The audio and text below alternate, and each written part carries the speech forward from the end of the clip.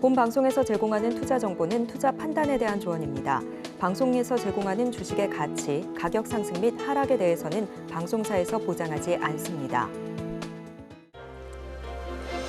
실시간 정보 브리핑입니다. 첫 번째 브리핑입니다. 미국과 일본 등이 반도체 산업 부흥을 위해 대규모 보조금을 지급하는 상황에서 정부도 반도체를 비롯한 국가 첨단 산업에 보조금을 지급하는 방안을 검토하기로 했습니다. 정부가 보조금 지급 관련 내용을 공식적으로 언급한 건 이번이 처음입니다. 두 번째 브리핑입니다.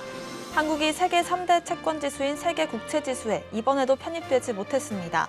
기획재정부는 연내 WGBI 편입을 목표로 외국인 투자 제도 개선을 차질 없이 진행하겠다고 밝혔습니다. 마지막 브리핑입니다. 정부가 태양광 산업을 강화하겠다는 의지를 보이며 관련주가 강세를 보였습니다. 이는 전일 사업부가 태양광 기업 공동활용연구센터 준공식을 개최한 데 따른 영향으로 풀이됩니다.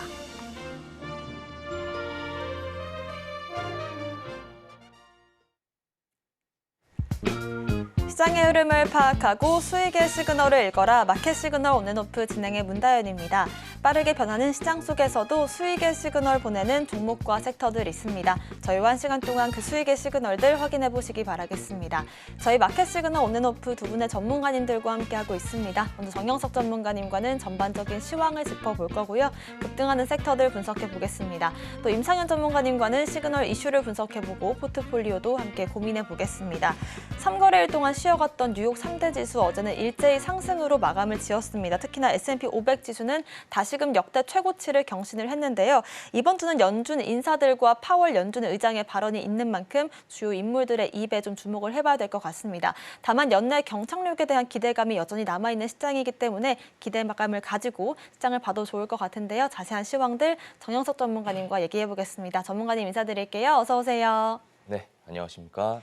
네, 뉴욕 3대 지수 오랜만에 좀 빨간불을 켜면서 마감을 지었습니다. 자세한 시황 짚어주실까요? 네, 우선 뉴욕 증시부터 말씀을 드리겠습니다. 최근에 다우라든지 S&P 500은 3거래일 연속 음봉을 띄우면서 좋지 못한 흐름을 보였습니다만 제가 특별한 악재가 있는 것은 아니고 숨고르기 장세다.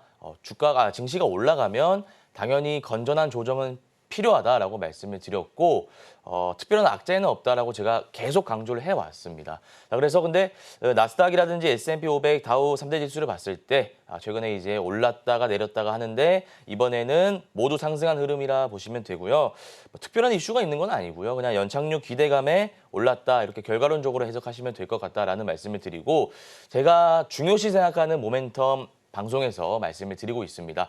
29일 얼마 남지 않았습니다. PCE 물가지표 발표됐는데 CPI, PPI보다도 PCE가 더 중요하다라고 말씀드렸던 이유는 연준이 더 중요시 생각하기 때문입니다. 그래서 이 PCE가 만약에 예상치를 상회하는 수치가 나온다면 잇따라 이 연준 이사라든지 연준 의장의 발언에 조금 문제가 있을 수 있습니다. 그래서 비둘기적에서 매파적 기조로 바뀔 수 있기 때문에 이 시장 참여자들의 우려감에 더해 3대 지수 모두 빠질 수 있기 때문에 29일 PCE를 주목하셔야 된다라는 말씀을 드리고요. 우리나라 증시 같은 경우에는 온도 차이가 좀 있습니다. 코스피는 빠지고 있고 코스닥은 오르고 있는데 뉴욕 증시와 마찬가지로 특별한 악재가 있는 것은 아니고 건전한 조정 중에 있는 차트 패턴이다 좀 보시면 될 것 같습니다. 구체적인 부분은 일봉 차트 보면서 제가 다시 한번 말씀을 드리겠습니다. 자, 나스닥부터 말씀을 드리겠습니다. 보시면 이렇게 이어갑니다. 자, 이게 추세 지지라인입니다. 추세 지지라인인데 추세 지지라인을 이탈하지 않는다는 것은 기술적으로 봤을 때 충분히 아직 흐름이 살아있다는 것입니다. 자, 그래서 제가 네모난 박스를 매일 방송에서 칠해드리죠. 그러니까 오늘은 저점이 올라가니까 한 16,200이라고 보시면 됩니다. 이 16,200선 나스닥 기준으로요. 유지가 된다면 추세적으로 올라갈 겁니다. 다만 제가 단기 모멘텀 말씀드렸죠. 내일 PCE가 있는데 여기서 예상치를 상회한 수치가 나오고 연준 의장의 어떤 기조가 매파적 기조로 바뀐다면 당연히 이 추세의 지지라인이 무너질 것이고 무너지게 된다면 21선 경기선까지도 빠질 수 있다. 좀 하나 체크하시면 되고요. 필라델피아 반도체 지수 좀 보겠습니다. 이거 왜 봐야 되냐면요. 삼성전자, SK하이닉스 결국 이 필라델피아 반도체 지수 영향을 굉장히 많이 받기 때문에 우리가 이걸 좀 봐야 되는데 어제는 좀 상승 마감했습니다. 지금 차트적으로 봤을 때는 파동 이후에 눌리고 21선에서 이렇게 횡보할 가능성이 높습니다. 그러다가 뭐 엔비디아가 오른다든지 PC 좋게 나와가지고 비둘기적 기조가 유지가 된다면 전고점 라인인 4,957, 5,165네요. 3월 7일에 경신했던 5,165 종가상으로 돌파할 가능성이 높다. 뉴욕 증시는 이렇게 말씀드리고요. 우리나라 증시는 코스피 같은 경우에는 제가 아까 빠지고 있다 말씀드렸고 2,750선 하회하고 있습니다. 다만 특별한 악재가 있는 건 아니니까 우려하지 않으셔도 된다라고 말씀드렸고 밸류업 프로그램에 대한 기대감이 여전히 유효하기 때문에 금융지수사 저는 아주 좋게 보고 있습니다. 또 코스닥 같은 경우에는 테마가 지금 굉장히 많죠. 반도체라든지 바이오 여전히 강세인데 바이오 그중에서도 ADC 섹터 제가 나중에 또 말씀드리긴 하겠습니다만 ABL 바이오, 레고캠 바이오, 알테오젠 너무 좋습니다. 눌림목 공략하시면 된다 말씀드리고 HLB 그룹주도 최근에 파이널 리뷰 무사히 통과했고 5월달 FDA 승인 기대감이 여전히 유효하기 때문에 4월 중순까지 들고 가면 된다라는 말씀을 드리고요. 추가적으로 STSS 테마 있는데 이 테마는 눌림목 공략하지 말고 돌파 매매 관점에서 속보 들어왔을 때 들어가면 된다 말씀을 드렸습니다. 그래서 이러한 증시에서는 바이오, 그러니까 반도체라든지 이런 종목 말고는요. 바이오 공략하면 된다. 좀 이렇게 제가 정리를 해드리도록 하겠습니다. 네, 연준이 가장 중요하게 보는 지표는 CPI와 PPI보다도 이번 주에 있을 PCE 지표다라는 점 참고를 해보시면서 29일 전후로 어떤 시장 방향성이 나올지도 저희가 체크를 해보시면 좋을 것 같고요. 국내 증시 같은 경우엔 저희가 계속해서 짚어드리는 ADC 관련된 이슈들부터 반도체 또 HLB 그룹주들, STSS 관련된 그런 종목들까지 자세한 전략들을 짚어보도록 하겠습니다.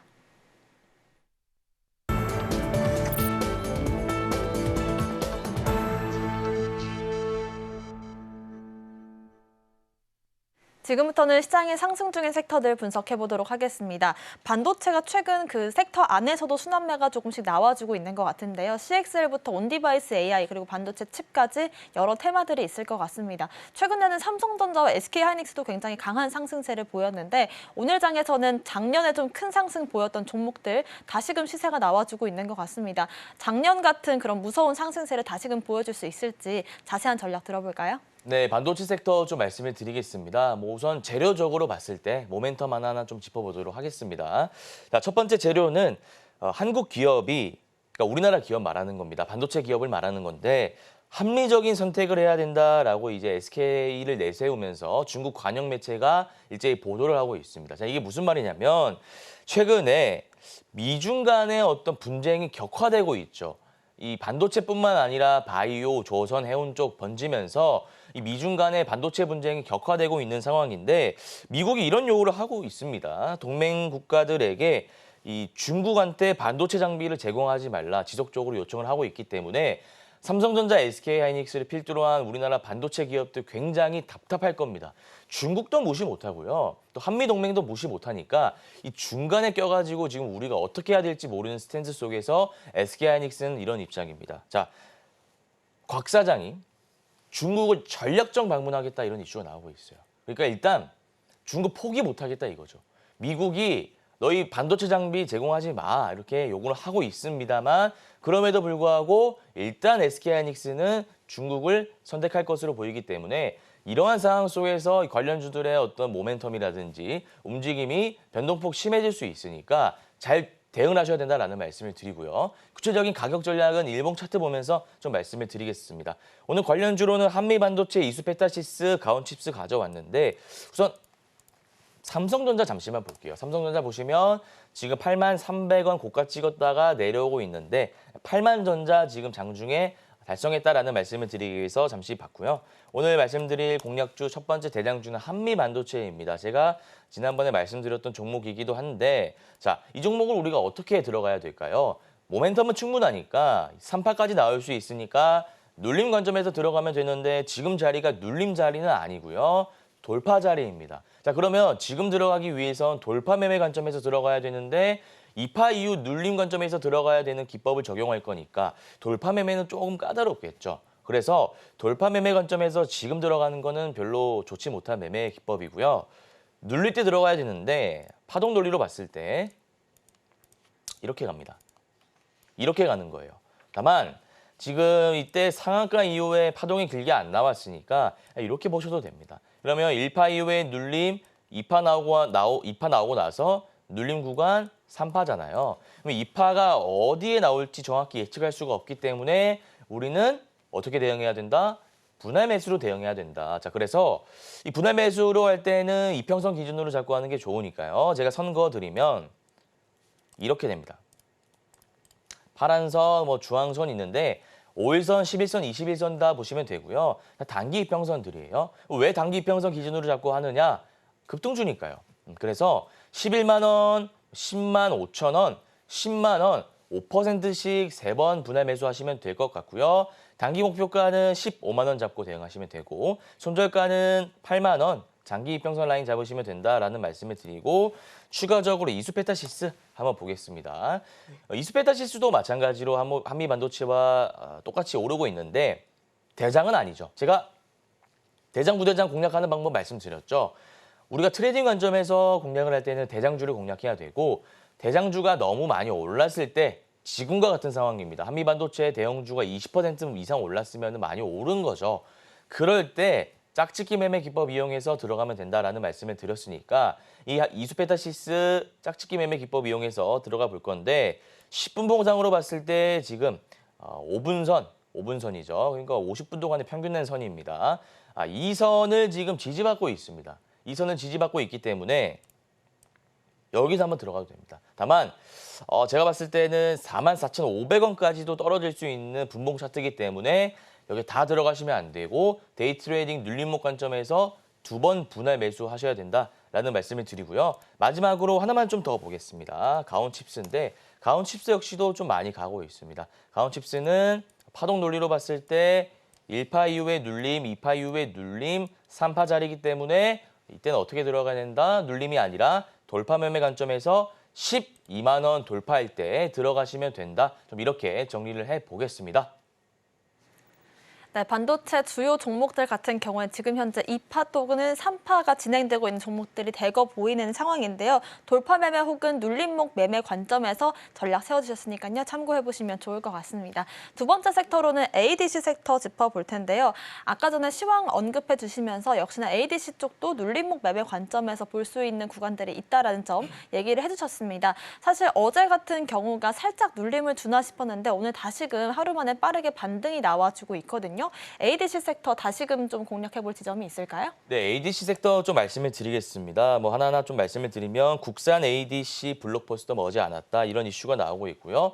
차세대 ADC 강자가 누구일까 하면서 그 세 종목으로 레고캠 바이오, 알테오젠, ABL 바이오가 꼽히고 있는데 자 우선 이 알테오젠, 레고캠 바이오부터 좀 말씀을 드리면 알테오젠은 최근에 머크 관련 독점 계약 이슈가 있었죠. 그래서 이 황금알이다, 플랫폼 기술 수출이 황금알이다라는 이슈가 나오면서 제2의 알테오젠, 레고캠 바이오 후보는 누구냐 또 이렇게 나뉘고 있습니다. 그래서 이제 기존의 대장주가 알테오젠이었고 부대장이 레고캠 바이오였던 걸 생각해보면 3등주가 누구냐 이런 이슈라고 생각하시면 되고요. 제가 봤을 때는 ABL 바이오가 아닐까 하는 생각이 듭니다. 그래서 이 기술 이전 명가인 ABL 바이오가 올해 ADC 리더로 도약하겠다 또 이런 이슈가 나오고 있기 때문에 우리가 대장, 부대장, 3등주 관점에서 트레이딩을 하면 된다라는 말씀을 드리고요. 구체적인 가격 전략은 일봉 차트 보면서 좀 말씀을 드리겠습니다. 자, 우선 알테오젠부터 보겠습니다.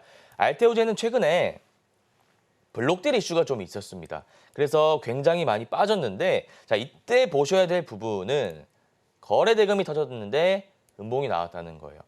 자, 보시면 1조 4천억입니다.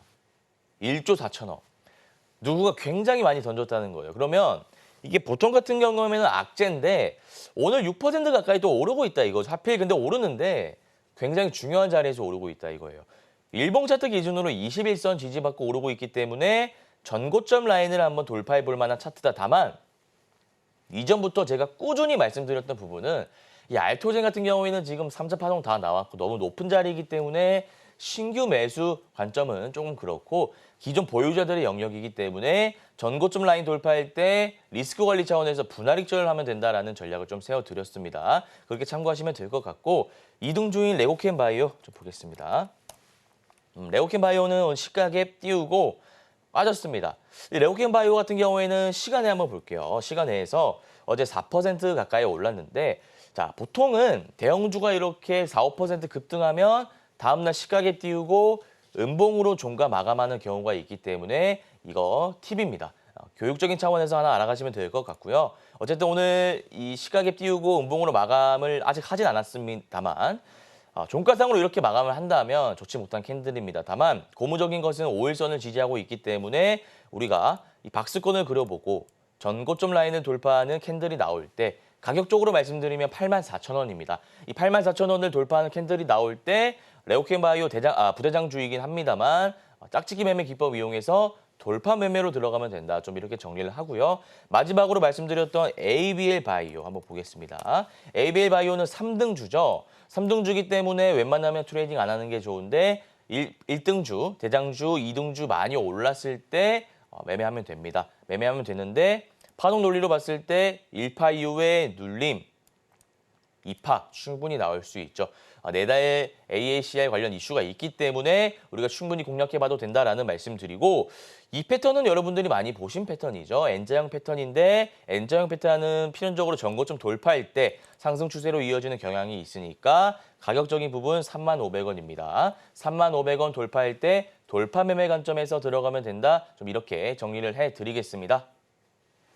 네, ADC 섹터 같은 경우에는 차례대로 알테오젠 그리고 레고캠 바이오, ABL 바이오가 1, 2, 3등 순위로 좀 시세가 나와주고 있는 흐름들 체크를 해주셨고요. 관련된 전략으로서 돌파 매매 혹은 짝짓기 매매 기법들 알려주셨으니까요. 자세한 매매 기법들도 배워가시길 바라겠습니다. 저희 마지막 섹터로는 태양광 섹터 오랜만에 좀 볼까 하는데요. 어제 산업부가 태양광 기업 공동활용연구센터를 개최를 했습니다. 여기에 따라서 K태양광 전망도 한번 짚어볼 때가 된 것 같은데 K태양광 대표적인 종목들 어떤 게 있을까요? 네, 태양광 오랜만에 말씀드리는 것 같습니다. 섹터 분석 좀 도와드리겠습니다. 자, 보시면 K태양광 경쟁력을 키우기 위해서 우리나라에서 기업 공동연구센터를 준공했다는 이슈가 나오면서 오르고 있고요. 추가적으로 모멘텀은 여러 가지가 더 있는데 하나하나 좀 말씀을 드리면 자, 옐런 장관이 중국에 대해서 이 태양광이라든지 전기차 등 보조금 문제 있잖아요. 과잉 생산 문제 경고한다라는 이슈가 나오고 있습니다. 자, 이렇게 되면은 또 중국을 때리는 거죠. 반사이익 기대감에 최근에 뭐 조선이라든지 해온 반도체 오르고 있는 거 아시죠? 그래서 태양광 역시도 반사이익 기대감으로 오르고 있다. 좀 이렇게 생각하시면 될 것 같고 반면에 이런 이슈도 있습니다. 이 태양광 산업 붕괴가 현실화되고 있다. 모듈 업체의 수익성을 말하는 건데 한 14% 정도 급감하고 있다라는 이슈도 나오고 있기 때문에 양날의 검이다. 좋은 이슈도 있는 반면에 안 좋은 이슈도 있다. 좀 이런 것들 제가 투명하게 말씀드리기 위해서 다양한 이슈를 가져왔다라는 말씀을 드리고 구체적인 가격 전략, 관련주 어떤 게 있는지는 일봉 차트 보면서 좀 말씀을 드리겠습니다. 자, 우선 대장주는 SDN입니다. SDN. 자, SDN 보시면 제가 아까 뭐 ADC 섹터나 반도체 섹터 말씀드릴 때도 정확하게 차트 분석하면서 어떤 기법을 적용하는지도 말씀드렸죠. 근데 SDN은 어떤 기법을 적용해야 될까 한번 고민을 해보시기 바랍니다. 저희 방송을 꾸준히 시청해 주신 분들, 저희와 함께 하시는 분들은 딱 보면 아 이런 패턴이구나 아실 거예요. 자, 이거는 매집봉 패턴입니다. 그래서 이 매집봉 패턴은 거래 대금이 터지면서 유통 물량을 확보하기 위해서 만드는 캔들이기 때문에 당장 오르지는 않습니다. 자, 우리가 당장 오르기 위해서 써야 되는 기법은 데이 트레이딩이라든지 종가 매매 기법이 있는데 당장 오르지 않은 패턴이기 때문에 그 두 가지 기법, 종가 매매, 데이 트레이딩을 쓸 수가 없겠죠. 그러니까 그 두 가지 기법 이용하셔가지고 들어가시면 안 되고 우리가 중장기 관점에서 들어가면 들어갈 수 있는데 지금 매집봉이고 바닥 구간을 다지고 있기 때문에 신규 트레이딩 관점에서, 그러니까 신규 매수 관점에서는 제가 추천드리지는 않겠습니다. 그거 하나 생각하시면 되고 추가적으로 HD, 현대에너지솔루션도 있기 때문에 자, 이것도 하나 보겠습니다. 자, 이것도 마찬가지 패턴입니다. 지난번에 하나솔루션 오를 때 같이 한번 태양광이 올랐는데 지금 안 좋은 이슈도 있다라고 말씀드렸잖아요. 제가 태양광 산업 붕괴가 현실화되고 있다 이렇게 말씀을 드렸죠. 그래서 이게 양날의 검이기 때문에 우리가 재료적으로 보나 기술적으로 보나 신규 트레이딩 관점에서는 들어가기 힘들다라는 말씀을 다시 한번 강조드리고요. HD 현대에너지솔루션 같은 경우에도 SDN과 마찬가지로 바닥 구간에서 매집봉을 띄우고 있기 때문에 추후에 중장기 스윙 관점에서 들어갈 수 있으나 재료적으로 뭐 A급 재료나 되는 재료가 나왔을 때 우리가 들어가야 된다라는 말씀을 드리고요. 마지막으로 하나솔루션. 하나솔루션도 보겠습니다. 하나솔루션은 아까 SDN과 HD 현대에너지솔루션과 다르게 시가총액이 꽤 무거운 종목이다 보니까 지금 시가갭 띄우고 빠지고 있습니다. 이런 종목은 절대 들어가시면 안 되고요. 앞서 보시면 2월 22일, 2월 23일에 거래 대금이 터진 장대 음봉이 2개 나왔죠. 이러면 아직 바닥 구간 다지지 않았다는 겁니다. 추가적으로 바닥 구간 다질 염려가 있다. 그러니까 더 빠질 우려가 있다라는 말씀을 드리고요. 자, 제가 태양광 섹터 전략 다시 한번 잡아드리면 신규 매수는 하기 힘듭니다. 신규 매수는 하기 힘들고 지금 바닥 구간을 다지고 있는 상황이기 때문에 매집봉 거래대금 확인하고 중장기적으로 A급 이상 되는 재료가 나왔을 때 들어가시면 된다. 좀 이렇게 정리를 해보겠습니다.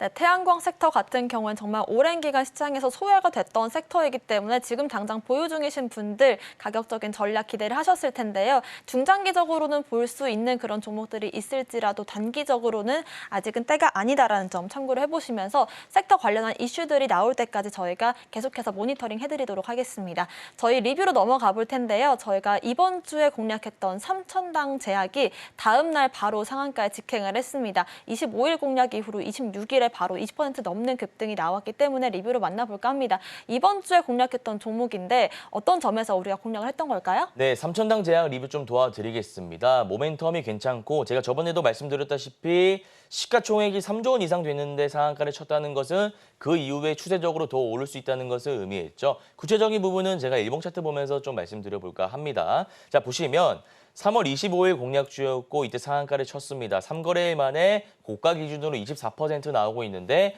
저희 방송 꾸준히 보시는 분들은 이 종목 어떤 기법을 이용해가지고 어떻게 들어가는지 잘 아실 겁니다. 저는 단기 투자 성향이 강한 전문가죠. 그래서 3거래일 만에 고가 기준으로 24% 정도 냈다라는 말씀을 드리고 아직 추세가 살아있기 때문에 단기 목표가는 16만 원 잡고 대응하시면 될 것 같다. 좀 이렇게 정리를 해보겠습니다. 네, 이번 주에 단기적으로 공략했던 3,000당 제약이 하루 만에 상한가에 들어가는 모습까지 리뷰로 만나봤고요. 오늘의 공략주도 바로 한번 알아보도록 하겠습니다. 전문가님, 오늘 공략해볼 종목은 어떤 종목일까요? 네, 오늘 공략주는 컨택이라는 종목인데요. 자, 컨택 모멘텀 하나하나 좀 말씀을 드려볼까 합니다. 자, 첫 번째는 우주항공청 여러분들 잘 아실 겁니다. 정부 정책주인데 이 과기일차관이 우주항공청 개청을 위해 정부 지자체 협력을 하고 있다라는 이슈가 지금 나오고 있기 때문에 일정 매매 기법을 적용하셔가지고 4월 말까지 들고 가면 된다라는 말씀을 드리고요. 추가적으로 수급적인 부분 안 볼 수가 없겠죠. 외국인 투자자가 지금 순매수하고 있기 때문에 수급적인 측면 나쁘지 않다라는 말씀을 드리고요. 기술적인 측면에서 봤을 때 단기, 중기 이평선 수렴 구간이기 때문에 여기에서 상승 모멘텀이 충분히 있다. 좀 이렇게 볼 수 있을 것 같습니다. 구체적인 부분은 일봉 차트 보면서 가격 전략 한번 세워보겠습니다. 자, 보시면 지금 박스권을 그리고 있습니다. 박스권을 그리고 있는데 아마 4월 초 중순까지는 박스권을 그릴 가능성이 높아요. 그래서 박스권 매매 기법 여러분들 방송 보신 분들 잘 아실 겁니다. 이렇게 올라갔다가 내리고 박스권 저항 맞으면 다시 내려오고 이렇게 그리다가 우주항공청 그러니까 개청 이슈가 5월 달에 있으니까요. 4월 중순 말쯤에 박스권의 고가 라인을 강하게 돌파하는 장대 양봉이 나올 겁니다. 그때 나오면 바로 익절하지 마시고요. 가격적으로 봤을 때 25,000원이 전 고점이잖아요. 25,000원에 전량 익절하면 될 것 같다. 이렇게 가격 전략 세워드리겠습니다. 네, 이렇게 해서 오늘의 공략주 컨택까지 자세한 기업 분석과 함께 종목의 가격 전략도 받아봤습니다. 오늘 말씀 주신 정영수 전문가님과는 여기서 인사드릴게요. 고맙습니다.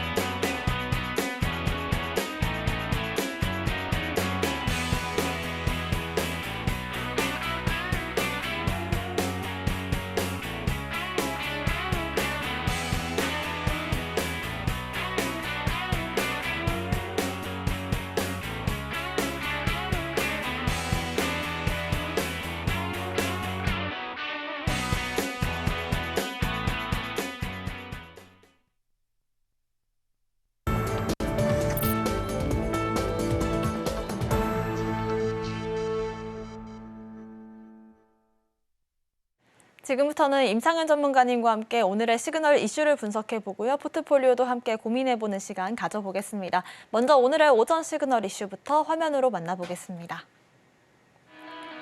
오늘의 오전 시그널 이슈는 넷제로 미중 갈등, 반사이익 조선 업황입니다. 해양 부문의 온실가스 넷제로 전략을 위한 움직임이 더해지면서 고부가 선별 수주에 나서는 국내 조선사들의 반사이익이 예상되고 있습니다. 여기에 미중 갈등으로 인한 중국 조선사에 대한 미국의 견제도 한몫할 것이란 분석이 나오고 있는데요. 국내 조선주들의 전망은 어떻게 나올지 임상현 전문가님과 얘기해보겠습니다.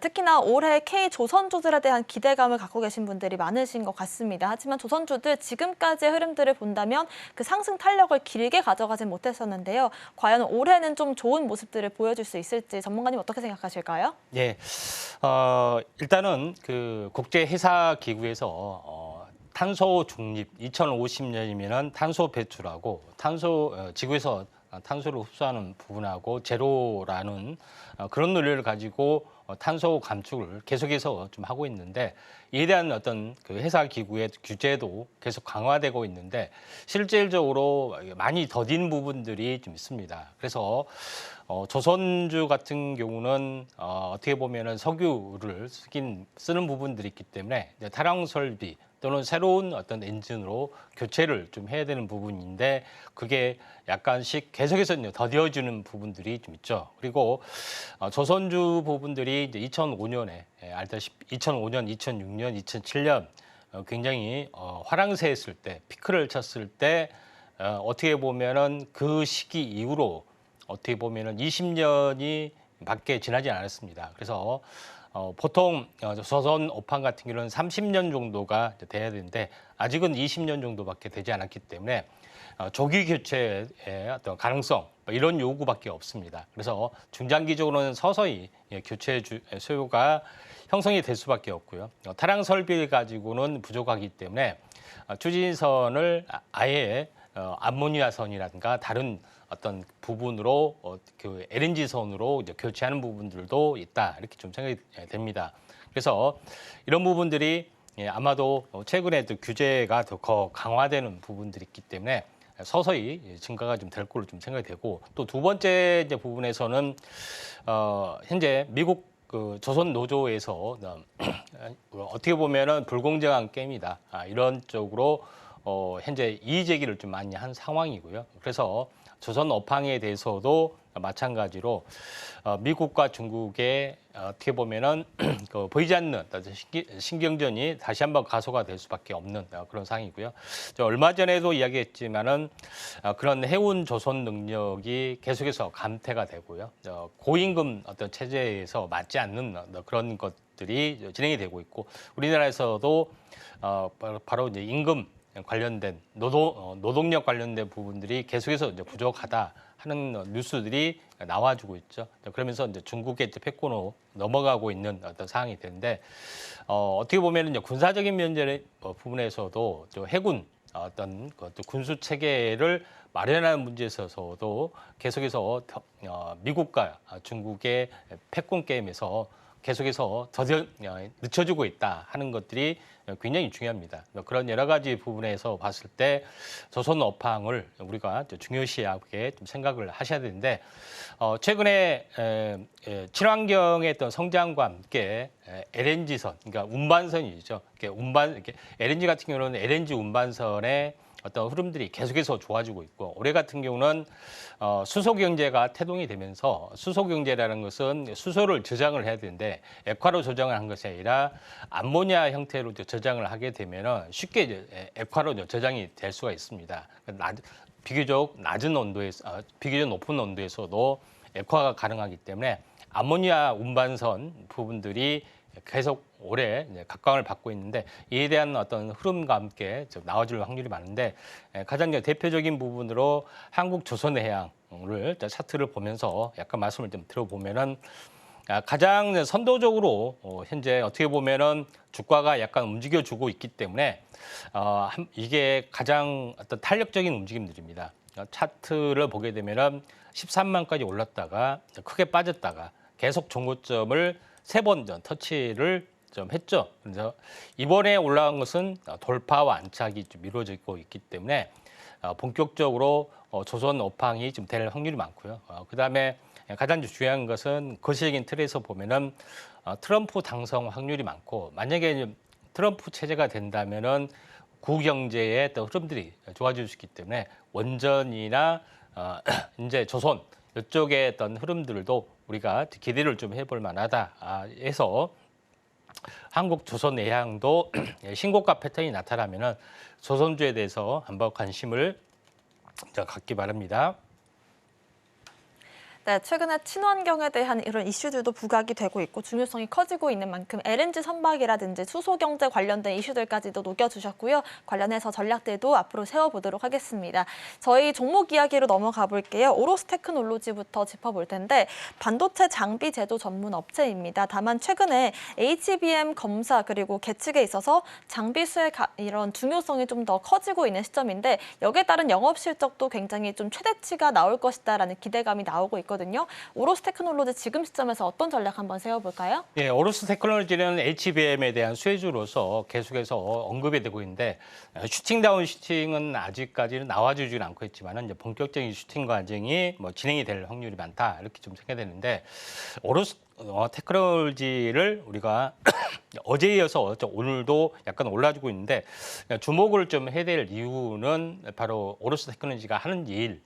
장비에 대한 내용을 보시면은 좀 생각을 좀 달리할 필요가 있다 이렇게 좀 생각이 되는데 오로스 테크놀로지가 하고 있는 것은 전공정 과정에서 오버레이를 그러니까 다시 말해서 오버레이라는 것은 뭐냐면은 보통 전공정 과정에서 노광, 식각, 그다음에 세정, 증착, 이온주입, 그다음에 확산 이런 부분들을 계속해서 어떤 증착을 좀 하게 되죠. 계속 층을 올리게 되는데 이때가 오버레이입니다. 층을 올리는 부분들. 근데 오버레이 과정에서 미세 공정이 됐을 때는 조금만 오차가 되더라도 이게 불량으로 진행이 될 확률이 많습니다. 과거에는 그렇게 살짝 오차가 있다 할지라도 그게 이제 중요하지 않았는데 미세 회로가 이제 계속해서 구현이 되면서 굉장히 중요해진 흐름들인데 바로 X축 Y 그러니까 건물을 짓다 보면은 1층, 2층, 3층 올리잖아요. 근데 사소한 차이가 굉장히 큰 차이를 보여주고 있기 때문에 이 계측 장비가 계속해서 전공장 장비에도 쓰이는 부분들이 좀 있는데 오로스 테크놀로지가 이에 대한 특화된 기술력을 완벽하게 좀 가지고 있다 하는 것이 굉장히 좀 중요한 어떤 그런 부분에 좀 해당이 되고 또 나름대로의 가격 경쟁력을 좀 가지는 부분들이 해당이 되기 때문에 이에 대한 장비 수요가 굉장히 많이 늘어날 수가 있다 좀 생각이 됩니다.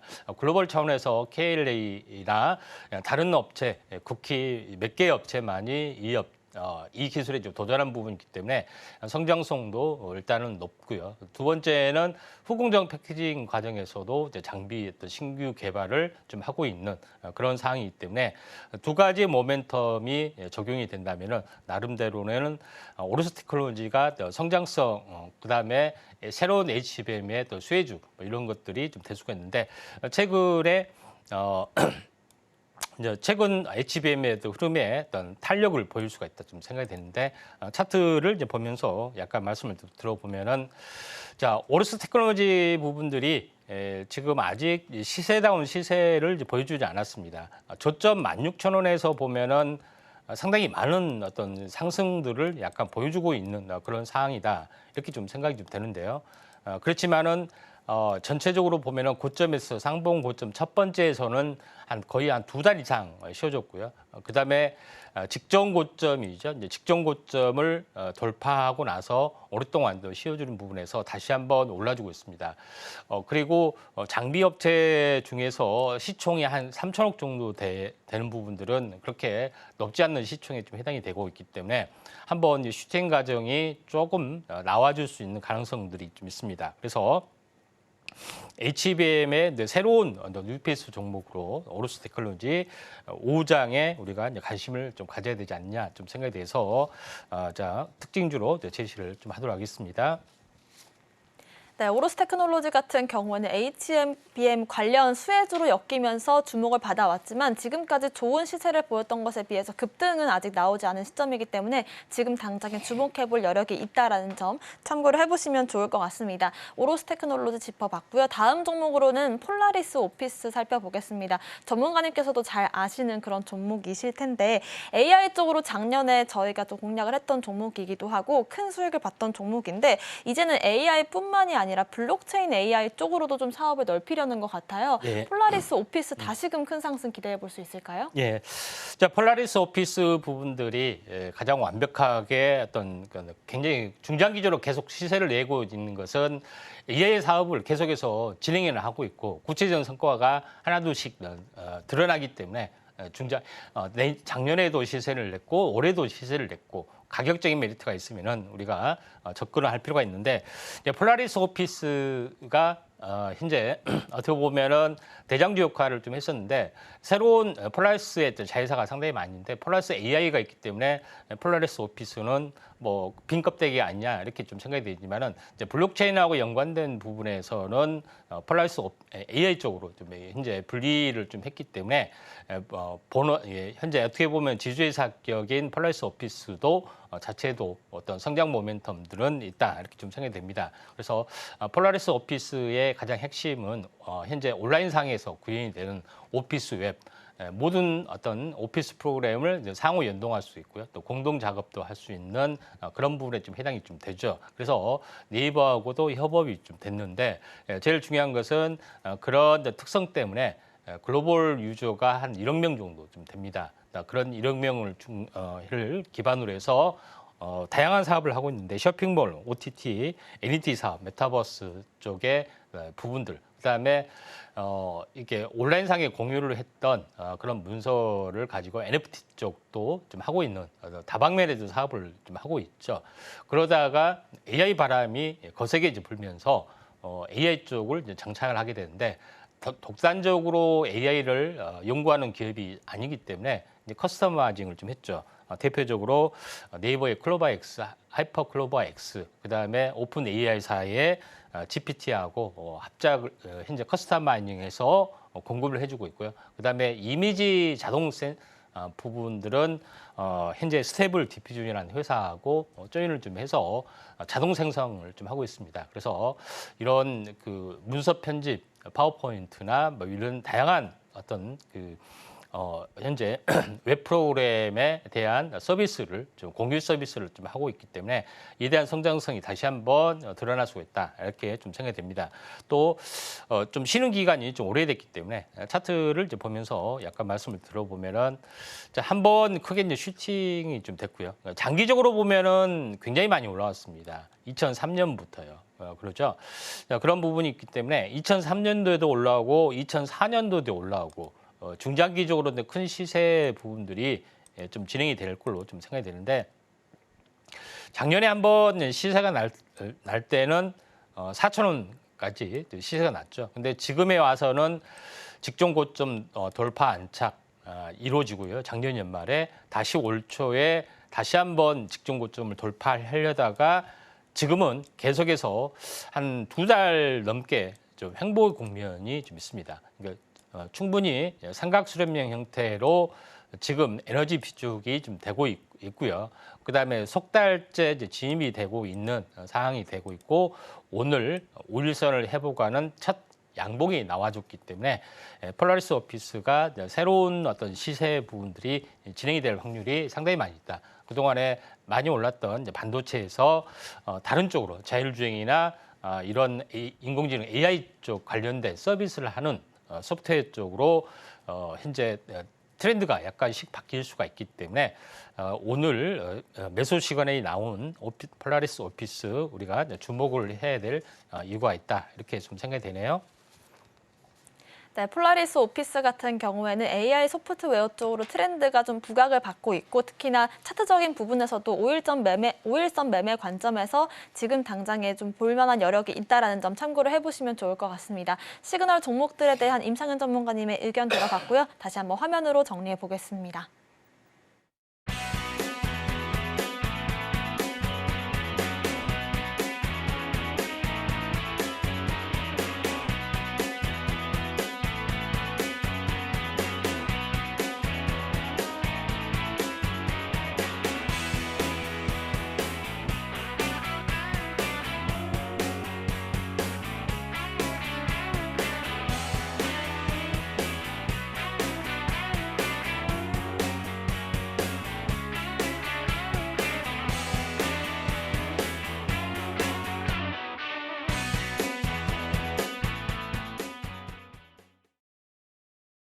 지금부터는 임상현 전문가님의 공략주 들어보는 시간 가져보겠습니다. 일단 오늘의 공략해볼 종목 어떤 섹터에 있는 종목인지부터 들어볼 텐데요. 전문가님, 오늘은 어떤 섹터 한번 공략해볼까요? 예, 2차 전지 쪽에서 전고체 쪽에 한번 그걸 좀 알아보도록 하겠습니다. 2차 전지 안에도 여러 갈래가 있을 텐데 그중에서도 전고체를 가져와 주시는 이유는 어떤 걸까요? 2차 전지에 대한 새로운 트렌드가 이제 전고체가 열리면서 어떤 새로운 주도권이 열리기 때문에 이 주도에 대한 수혜 종목군들 상당히 좀 궁금하시죠.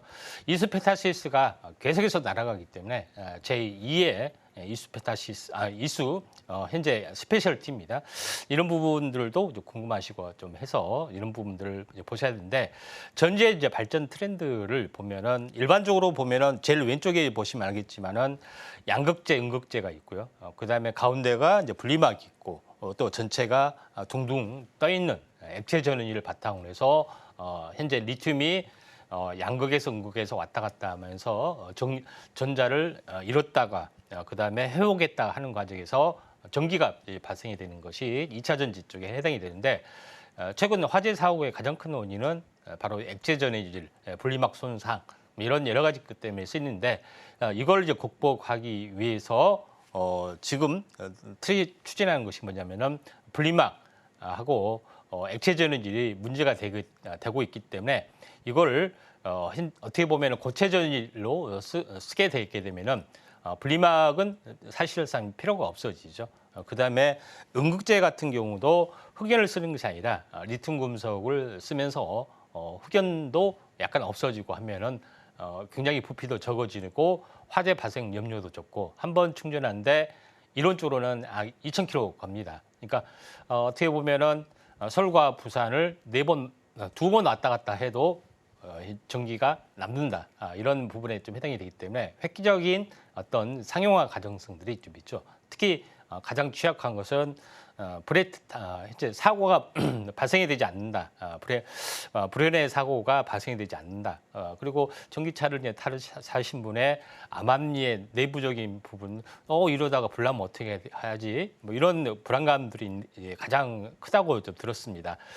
그렇지만은 4세대 배터리 상용화 시점에서 보면은 LG 에너지 솔루션, 삼성 SDI, 그다음에 SK온 많은 업체들이 좀 쉐락에 좀 되고 있는데 대부분 2027년도를 기점으로 해서 전후 약간의 어떤 상용화했던 부분들은 좀 앞당겨질 수가 있지만은 이런 것들이 이제 구체적으로 드러나면서 2024년에 3년밖에 남지는 않았죠. 상용화가 직전 단계까지 되면 한 2년 정도 남았기 때문에 이런 이 전고체 관련된 종목군들이 떠줄 수밖에 없는 거고요. 또 제일 중요한 것은 전고체 배터리에 대한 어떤 방식이 여러 가지 부분들이 있는데 대부분 황화물계를 쓰고 있습니다.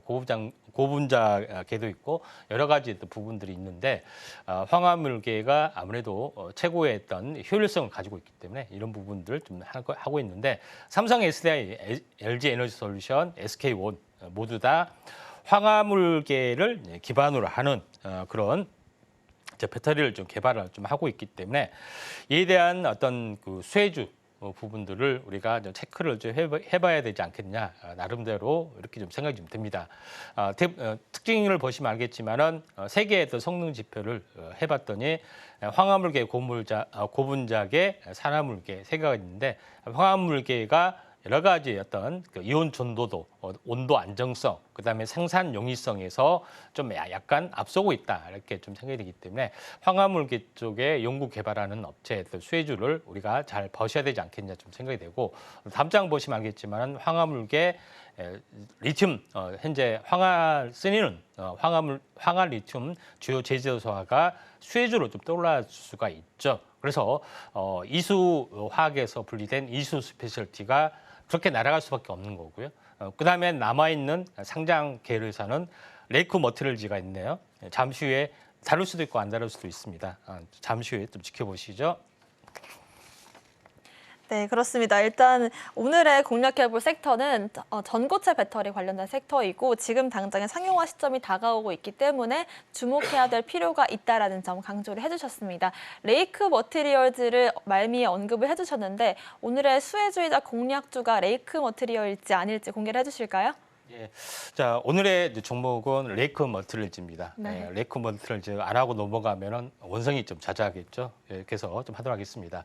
자, 레이크 멀티럴지 부분들은 가장 이제 본업은 있는 것은 희귀금속, 현재 TMA, 티릴 메틸 암이라는 것을 이제 생산을 하고 있는데 이 TMA라는 물질이 다양한 LED 소재, 그다음에 태양광 소재, 반도체 소재, 촉매 소재 등 다양한 쪽 소재로 이제 생산을 하고 있습니다. 근데 그 중에서 가장 이슈가 지금 되고 있는 것은 반도체 소재로 좀 생산을 하고 있는데 반도체 소재 중에 어디서 쓰냐면은 하이케 물질로 쓰이고 있습니다. 하이케 물질은 미세 공정이 진행이 되면서 누설 전류를 차단하기 위해서 유전율이 높은 하이케 물질, 어떻게 보면 코팅이라고 하시면 되는데 이때에서 쓰이는 부분들이 좀 해당이 좀 됩니다.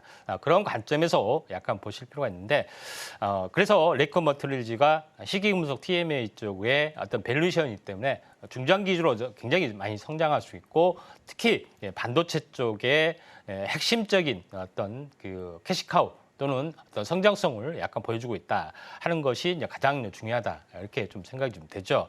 자, 그런 관점에서 약간 보실 필요가 있다 좀 생각이 되는데 레이크 멀티럴지가 모든 영역에서 다 이 전구체 물질을 좀 생산을 하고 있기 때문에 타 세계적인 업체에 비해서 글로벌 경쟁력도 일단은 확보를 좀 해주기 때문에 뭐 나름대로는 국내용이 아닌 어떤 기업이다라는 것을 충분히 좀 아실 수가 있다 이렇게 좀 생각이 좀 되고 제가 최근에 이야기했던 현재 반도체 용도의 전구체 바로 이런 커패시터를 만드는 코팅 과정에 쓰이는 그런 부분 누설 전류를 차단을 좀 해야겠죠. 전류가 차단이 안 되면은 전자를 잃게 되고 전자를 잃게 되면은 데이터를 잃게 되는 거죠. 자, 이런 부분들이 좀 있다 이렇게 좀 생각이 되는데 이 업체가 또 다른 일을 좀 하고 있는 것이 오늘 제가 이야기를 좀 할 내용이다 이렇게 좀 생각이 됩니다. 황화 리튬 대량 생산 기술의 자체적인 특효. 대량 생산 기술이 딱 정해진 건 아니잖아요. 누가 빨리 상용화, 원가가 저렴하게 황화 리튬을 생산하느냐에 따라서 달라지는 건데 이에 대한 어떤 부분들도 가지고 있기 때문에 이에 대한 성장성이 굉장히 높아질 수밖에 없다 이렇게 좀 생각이 좀 되죠. 자, 그런 관점에서 약간 보실 필요가 있다 좀 생각이 좀 되고요. 그래서 레이크 머티리얼즈가 현재 우리가 주목을 좀 해야 될 이유가 있다 이렇게 좀 생각이 되고요. 이수 스페셜티가 한번 날아갔기 때문에 어쩔 수 없는 거고요. 또 후발 2등 대장주 쪽의 또 흐름들인데 차트를 보시면 알겠지만은 한번 슈팅이 된 이후로 어떻게 보면은 충분히 가격 조정, 기간 조정이 진행이 되면서 21선까지 약간 후퇴를 좀 했기 때문에 중장기 성장은 보통 21선에서 들어올린 경우가 많습니다. 만약에 21선이 깨지면은 61선까지 받을 생각을 하고 좀 약간 대응의 영역이 좀 필요해 보인다. 이렇게 말씀을 드리도록 하겠습니다. 전고체 배터리 섹터 안에서 이수 스페셜티 다음으로 급한 상승세를 보여줄 수 있는 그런 종목으로 레이크 머티리얼즈 오늘의 공략주 알아봤습니다. 자, 오늘 장의 전략들도 한번 세워볼 텐데 오후장은 어떻게 한번 전략 세워볼까요? 자, 오후장 전략 같은 경우는 오늘 이슈가 좀 되고 있는 어떤 그 태양광이나 아니면은 원전, 순환매 그다음에 오늘 조정을 보이고 있는 뭐 반도체주하고 2차 전지의 어떤 종목에 대한 순환매 핵심적인 키워드 종목군들을 한번 이제 주목을 좀 해줄 필요가 있고요. 또 추가적으로 화장품주에 대한 현재 관광 시즌이기 때문에 여기에 대한 부분들도 우리가 체크를 좀 해볼 필요가 있다. 이렇게 좀 생각이 되네요. 네, 오늘 오후장에서는 태양광과 2차 전지, 화장품 쪽으로 또 섹터 전략들 세워보도록 하겠습니다. 오늘 방송의 핵심 내용 화면으로 정리해보겠습니다. 마켓 시그널 온앤오프 오늘의 핵심 정리입니다. 오늘장 섹터로는 반도체와 ADC 섹터, 태양광 섹터 짚어봤고요. 오후장에서는 반도체와 2차 전지, 화장품주들 순환매 전략을 세워보도록 하겠습니다. 오늘의 공략주 정영석 전문가님은 컨택을, 임상현 전문가님께서는 레이크 머티리얼즈를 언급해 주셨습니다. 저희가 방송 중에 드리는 정보는 전문가님들의 조언일 뿐입니다. 참고만 하시길 바라겠고요. 서울경제TV와 서울경제신문을 사칭한 피해도 조심하시길 바라겠습니다. 오늘 저희가 준비한 소식은 여기까지입니다. 시청자 여러분 고맙습니다.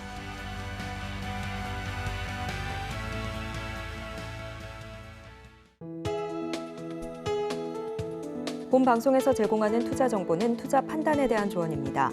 방송에서 제공하는 주식의 가치, 가격 상승 및 하락에 대해서는 방송사에서 보장하지 않습니다.